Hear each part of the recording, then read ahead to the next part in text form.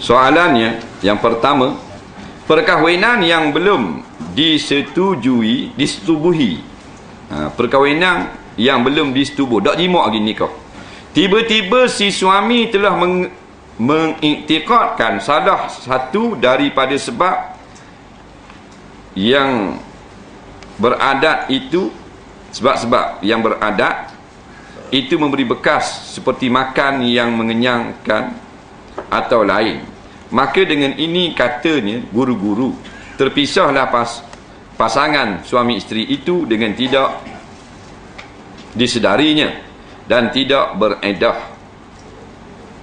Maka bagaimana pula hendak kembalikan menjadi suami isteri setelah diketahui keadaan begitu? Baik. Kemudian pasangan suami isteri yang telah setubuhi berlaku seperti soal di atas juga. Adakah beredah atau tidak? Bagaimana pula hendak kembali seperti masalah di atas. Yang ketiga, kita rakyat Malaysia, bolehkah kita buat ibadat korban sunat di negara lain dengan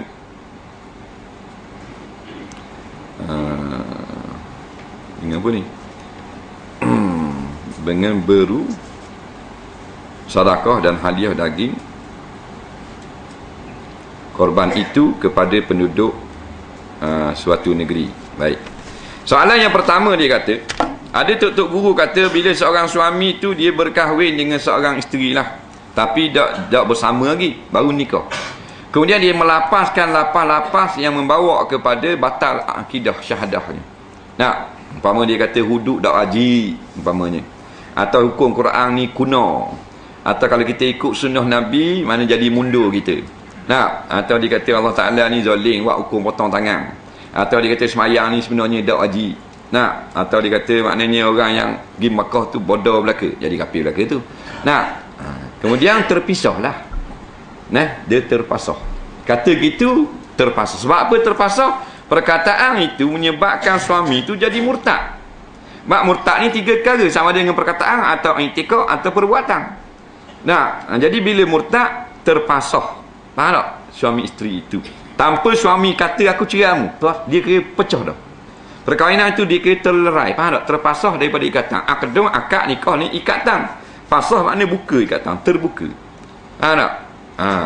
Kemudian dia kata lagu mana kalau nak balik semula menjadi suami semula, dia bertaubat dah. Dia menyesal dia kata tadi. Nak kata ayah tu tulis, "Hai mung, apa dia kata gitu jadi kafir ni?" Oh gitu begini yang saya menyesal kata. Terpasahlah tu. Dan lepas tu nak jadi isteri mula, kena nikah semula. Faham? Kena nikah semula. Kena ada dua orang saksi, kena ada wali pula. Sebelum tu kena tarik balik perkataan, mengucap dua kalimah syahadah. Faham? Kalau hak subuh, hak jimat dah, ngucap dua kalimah syahadah, tarik balik perkataan dia, rojok. Nampak? Aku rojok kamu menjadi isteriku semula. Pasal hak ni hak jimat dah. Bila jimat dia ada edah. Faham tak? Dia ada edah. Hak tadi tak jimat lagi, tak ada edah. Nah, jimat bila kita kahwin dengan perempuan, kita cerai sebelum jimat. Boleh nikah semula kalau nak. Nak nikah dengan orang lain pun dah ada masalah. Apa puan pun boleh nikah dengan orang lain. Dia nikah dengan jimat. Kenal ni jimat lah, tak tengok lagi muka, nikah dulu. Duk chatting dengan jimat malam-malam. Umpamanya jimat pun gambar orang muda. Puan tu ni tak gambar atau gambar orang comel lah, gambar kita aja jimat tahu.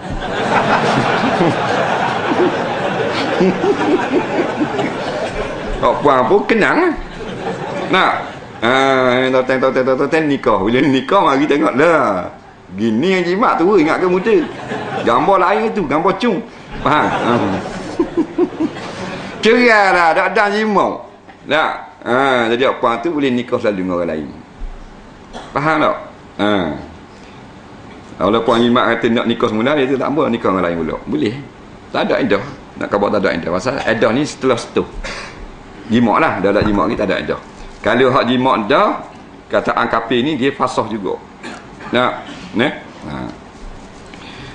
kena nikah semula.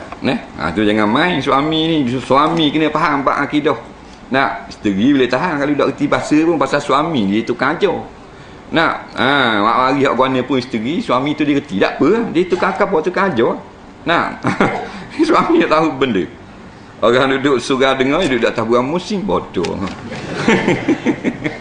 Ambil kambing bukan baik kami tembok. Suruh pusing nak buat tu.